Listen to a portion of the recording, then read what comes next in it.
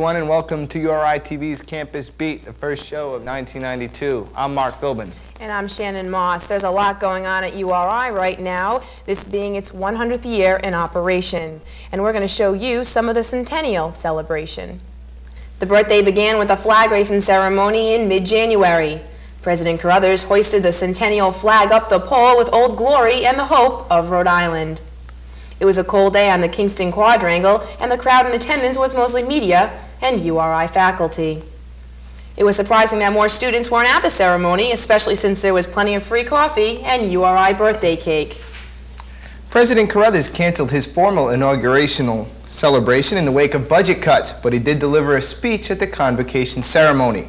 Several important educators were on hand to hear Carruthers discuss his vision for URI during its birthday year.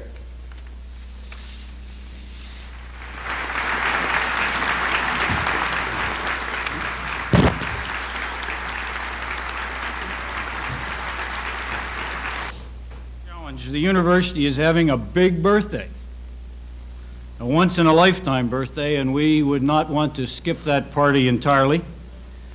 So the kind of party that a community of learners really likes to have began 2 nights ago when Ernest Breuer brought us his analysis of American higher education in the new decade.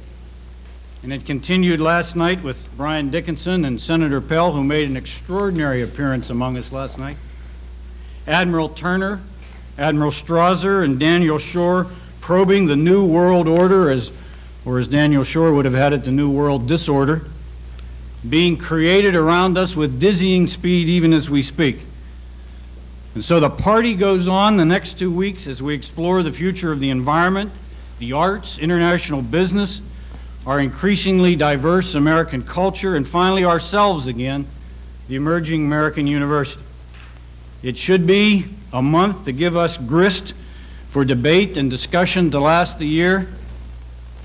And what President Carruthers was just there talking about, of course, was the Educational Summit Series held up in Edwards Auditorium. That's right, and our own Lisa Dubé was there at the summit. Lisa, could you tell us a little about that? Sure, thanks Mark and Shannon. The Educational Summit Series brought important alumni, honorary degree holders, and international figures together at URI. Guests participated in a series of roundtable discussions as members of URI and the surrounding community listened on. To help celebrate its 100th birthday, the University of Rhode Island is presenting a series of lecture seminars, the latest of which is all about our local environment. The panel says that our environment is still in trouble and will remain that way until people put more effort into change. Changes the panelists suggest are protection of our coastal waters, stopping the overfishing of our bay, and more effort toward recycling.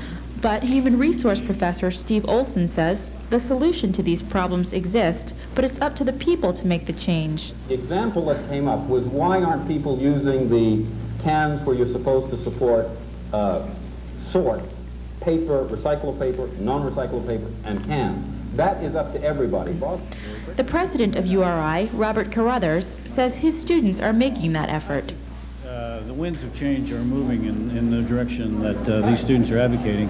I think many of the students that are here tonight represent one of the most exciting and dynamic components of our student body. But are students taking advantage of the university's environmental programs, such as these recycling bins set up here at Weldon Hall? Yes, it is recycling bins. The school issues the cartons, and we use that for paper and for aluminum and glass products. So for all the bottles and cans, and I bring them down here. And I have an own paper bag, so all my paper products come down here at the end of the month. And everyone that does whatever they can to help out, every little bit helps. So if we all take part and contribute, then things will be better off. But not everyone has jumped on the recycling bandwagon. Do you use the recycling bins here? No, I don't, because I don't really see them around at all. I don't think it's kind of out of the way, kind of a hard thing to do, I think. Although some students are still not recycling, we found the majority are willing to do their part. Shannon, are you doing your part for the environment? Actually, yeah, I am. I think recycling is a good idea. I just wish they had one bin for the newspapers, aluminum, the tin. Not feasible. I'm asking too much. I'm asking too much. I know it. Maybe someday. Maybe someday. Well, in other campus news, URI will be 100 years old this May, and Dr. Carruthers is now the school's 10th president. Last week, he became the first in school's history to address the Rhode Island General Assembly at the State House. Governor Sondland introduced Dr. Carruthers, but first addressed the crowd by restating what he said at the convocation ceremony 10 days earlier. In higher education this year, President Carruthers then took center stage and talked about URI's commitment to the past and present people of Rhode Island.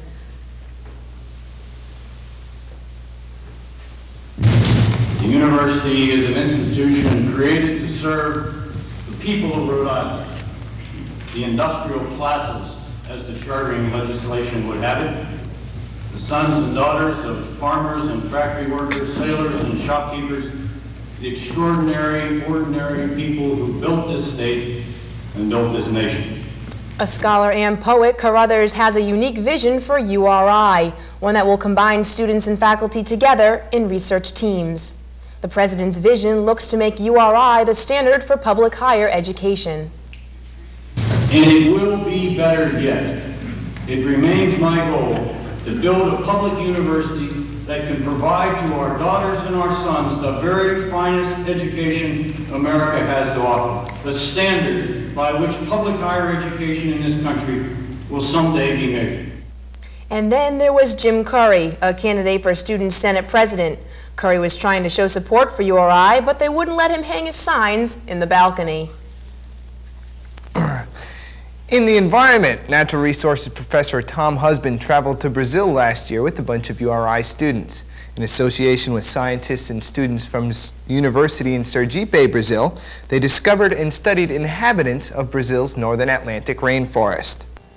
With field studies in the wild and a research lab at base camp, the team conducted the first species survey of this area since Charles Darwin over 150 years ago.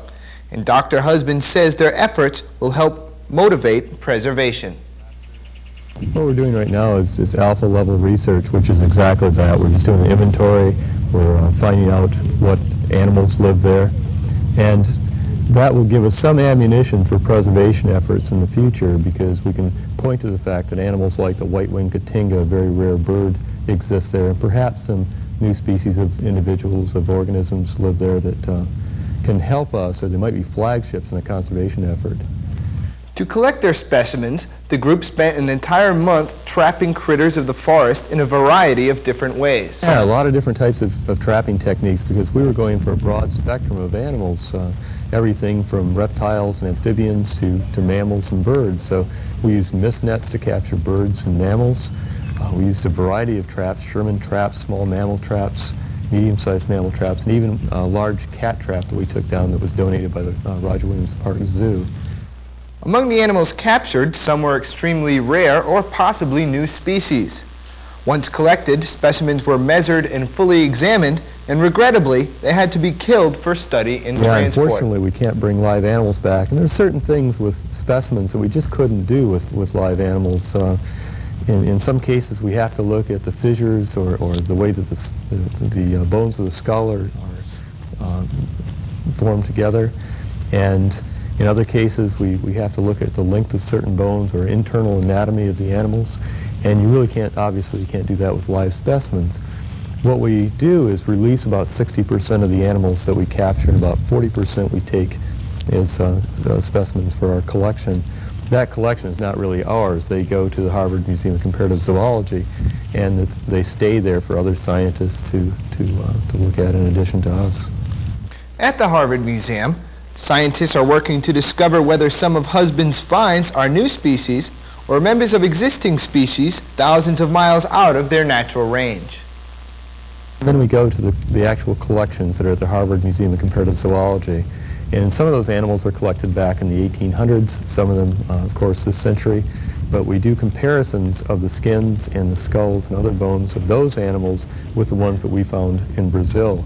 And it's that comparison that allows us to say whether or not this is a new species or the same species that's been collected in the past. That's one reason these museum specimens and collections are so very important. They're there for hundreds of years for scientists to look at and make these kinds of comparisons. So while this group of fauna may still be unknown to the world of science, Husband is hoping to get future permits for research in the rainforest. an attempt to change the prevailing attitudes of waste now practiced throughout the area. In the future, we hope to go back and continue the inventory, make a push for conservation of this area. And in fact, this March, two of us are trying to go to a meeting of all the presidents of the universities in Brazil that will be held in Sergipe, and they would like to have input from us about the Atlantic forest and other conservation issues that face Brazil. We'd like to wish Dr. Husband and any other researchers trying to get permits in South America, because it is increasingly difficult to get those permits to do studies down there. But how about that economy, Shannon? It's not looking too good either. No, it's not. In fact, we are all too familiar with the troubling economy. It's topping surveys of what concerns Americans the most. It's closing businesses, and in Rhode Island, it's also taking its toll. URI economist Glenn Ramsey spoke with journalism students and told them that the economy will have a severe impact on the region. With President Bush planning $50 billion in defense cuts, the future for Rhode Island's biggest employer is in danger. But Ramsey gave possible alternatives if Electric Boat closes. Could themselves diversify, stay right here, but begin to produce something else. That's where I would put my money. Ramsey also puts his money on the idea that the troubling economy on a national level is not so troubling. To be honest with you, I'm more concerned about them overreacting. At this point, the economy will turn around. It'll turn around in the spring, even if they don't do anything. Ramsey says the answer lies in lower interest rates, which encourages buying. So if you can afford it, I suggest stop looking and start buying. Well, if you've been left in the black because of the economy, you might have been at URI last week when there was a blackout. URI was left in the dark when a feeder line went down on Wednesday morning. We spoke with Frank Byrne, director for Southeast Region of Narragansett Electric. Byrne said a line that ran to a transformer in back of the university went down. The wires in that particular line came down on top of one of our distribution lines, a 12,000 volt line, and that knocked out the power back to the substation, which in fact took the campus out of service altogether. Byrne also said that Narragansett Electric had solved the problem by 1:30. But power at the university was still down due to internal damage, and it didn't come back on till almost 5 o'clock. Some activities, like the student organization fair, went on anyway, even though there was no power in the union. But it didn't help some students who were trying to use television monitors and all that to run their programs like we were. But URI fire officials rescued someone from an elevator in Chaffee during the blackout. The firemen arrived with keys to override the electrical system. The person was trapped all the way up on the second floor, but they were rescued safely and they got him out, so which is good. And here's Howard Miller with some sports for us. How do you do that for us? Well, a little basketball, just everything. A little bit of everything? Sure. Let's All hear right. it. After their first loss of the season at Keeney against the University of Massachusetts, the Rams bounced back quickly by defeating Duquesne on January 23rd. Mike Brown here hits 3 of his 7 points on the evening on this three-pointer. Jason Alexander then drives the baseline, dishes to DeMont Collins for the easy 12-footer. Al Skinner, pleased early on with the way the team was playing, watches Jeff Kent hit 1 of his 17 points on the game. The Ram at the half doing the Rhode shuffle as URI leads 31-27.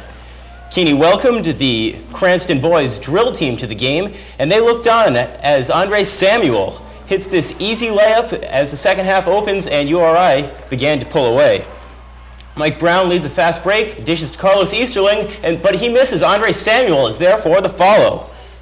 Carlos Cofield then, behind the three-point arc, shoots the three, and it is good. Alexander, 2 of his 11 points on the game. And this dish from Abdul Fox to Andre Samuel gives him 16 on the evening. This game ended with URI up 78-65. And then on January 26th, the Rams were victorious once again as Mike Brown scored 17 and the Rhode reserves, led by Abdul Fox, scored 45 of URI's 89 points. The final, URI 89, Rutgers 72. But on the 29th, on the road against George Washington, the Rams were not as successful, blowing a 5-point lead with about a minute and a half remaining. Jason Alexander led Rhode with 14 points, including 9 of 10 from the line. Rhode Island falls to GW 72-70. In women's hoop, after playing a strong first half, Rhode Island fell to Rutgers at home on January 30th. Rutgers started quickly. On the opening tap, Tanya Hansen controls and Vicky Green glides in for the easy 2. Rhode was in this game early. Becca Bright cuts through the lane for 2 of her 16 points right here. And Kelson then dishes to Tammy Webster, who sinks the baseline jumper. Now a gorgeous feed from Webster to a cutting Becca Bright, who goes in for the easy layup. Later, Ann Kelson weaves through the Rutgers defense, scores 2 of her team-high 17. Still, in the first half, the Rams were playing well due to this inside play. More inside play to follow. Monica Williams grabs the offensive rebound, puts it back for 2. The Rams also were aided in the first half by outside shooting. They took a 36-32 lead into the locker rooms. But in the second half, they were not as fortunate. Rutgers simply took over. Their defense was too much to handle, and at one point they went on a 31-5 run that Rhode just could not recover from. The Lady Knights were too tough, winning 89-63. The Ram Gymnastics team currently stands at 1-1 after defeating Bridgeport and losing to Rutgers. In the Rutgers meet, Rhode Island sophomore Shannon Irwin set a new school record in the uneven parallel bars with a 9.6. Also against Rutgers, she scored a 37.25 in the all-around competition, which was good for the 4th best score in the history of the school. But don't feel bad for Shannon, she also owns the top 3 scores in the school's history.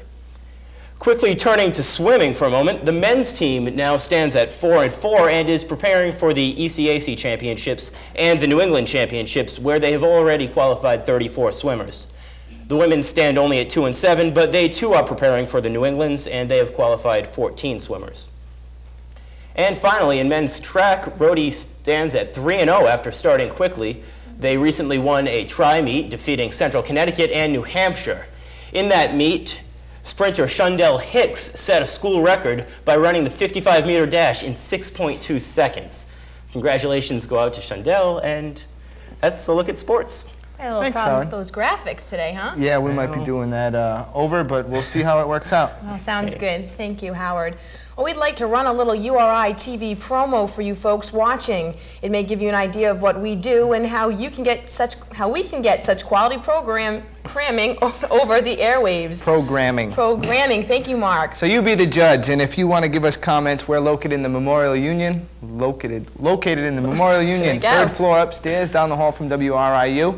So check out this promo tape, see if you like it, and we'll take your comments to a certain extent, you know. But here's a little montage of some of what we do best. Roll tape.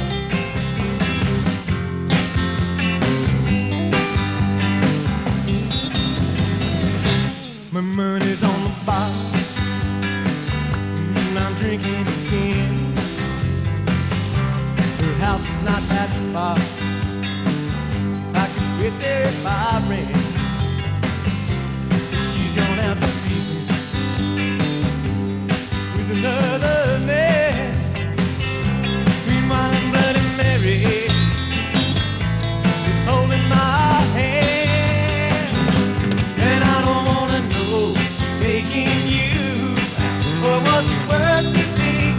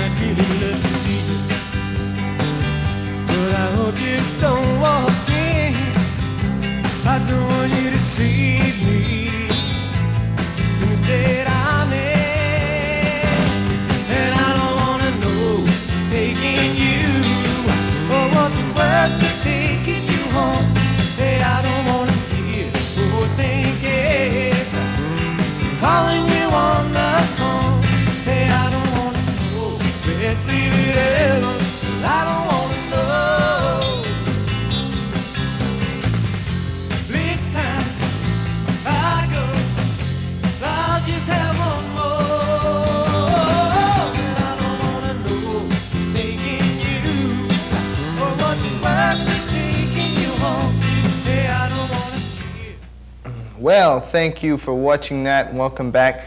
We want to say goodbye, but we also want to say next week or next 2 weeks in our next show, we're going to have a couple friends of ours, Kevin and Mike, giving us a little presentation of what they call our world, which would mean their world, little commentary on what's going on at URI. So join us for that and tune in again, please. Thank you. Thank you.